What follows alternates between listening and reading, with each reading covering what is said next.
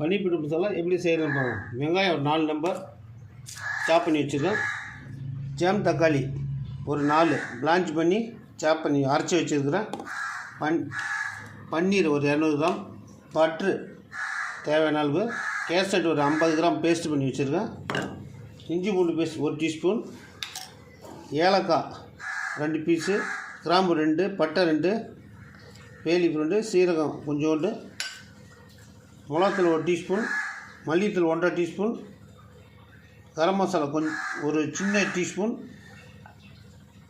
மஞ்சள் ஒரு சின்ன டீஸ்பூன், சீரகம், சோம்புத்தூள். இதுதான் தேவையானது. கஸ்தூரி மெந்தி மெயின். பால் ஒரு கிளாஸ். இப்போ எப்படி செய்யலாம் பார்க்கலாம் வாங்க. ஃபஸ்ட்டு இதை போகிறோம் நம்ம.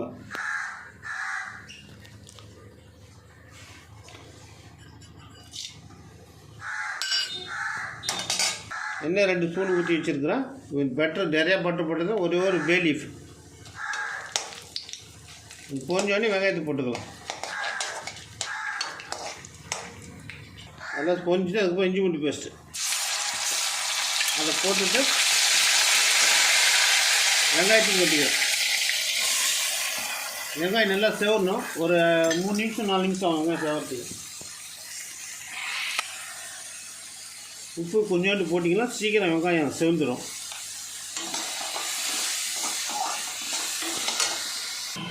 அது வெங்காயம் வதங்கிடுச்சு. வெங்காயம் வதங்கிட்டு இந்த மசாலா நம்ம வச்சுக்கிட்டு மசாலா போட்டுக்கணும். போட்டு ஒரு கிண்டி விட்டு கேசட்டு போட்டுக்கொண்டு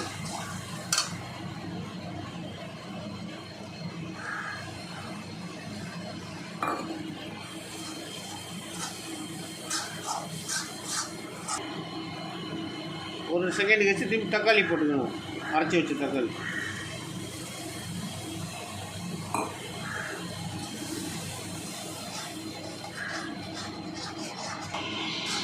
நல்லா கிண்டணும்.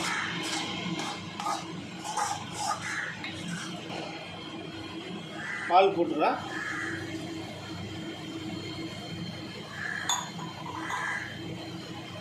பட்ரு 1 ஸ்பூனு, 1 டேபிள் ஸ்பூனு,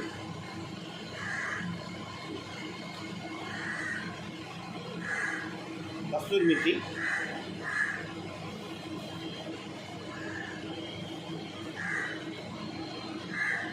ஒரு டேபிள் ஸ்பூன் அளவு போட்டால் போதும். கஸ்தூரி மெத்தி ரொம்பலாம் போட தேவையில்ல.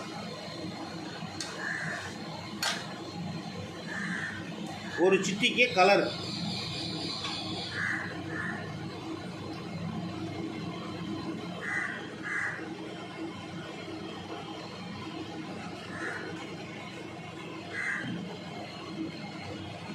எல்லாம் கோச்சதுக்கப்புறம் நம்ம பன்னீர் போட்டுக்கலாம்.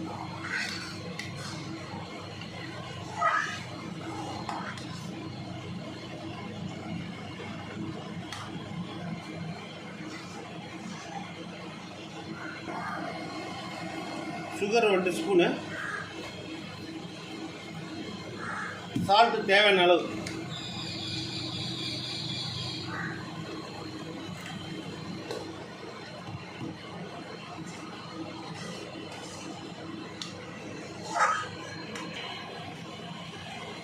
பன்னீரை போடுறேன்.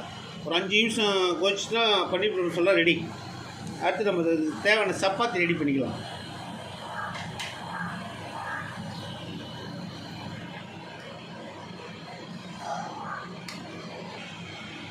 பன்னீர் மசாலா ரெடி ஆச்சு. நம்ம எடுத்துடலாம்.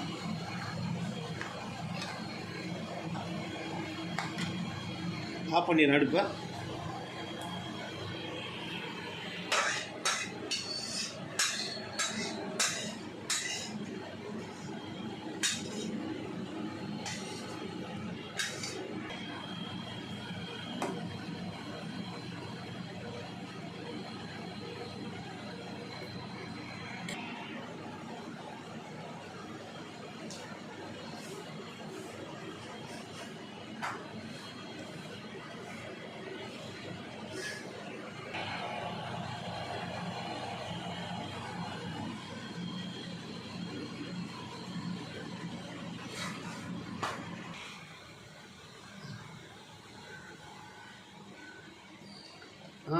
ரெடி ஆச்சு. பண்ணி கொடுத்துருந்தா வாங்க சாப்பிட்டு பார்க்கலாம்.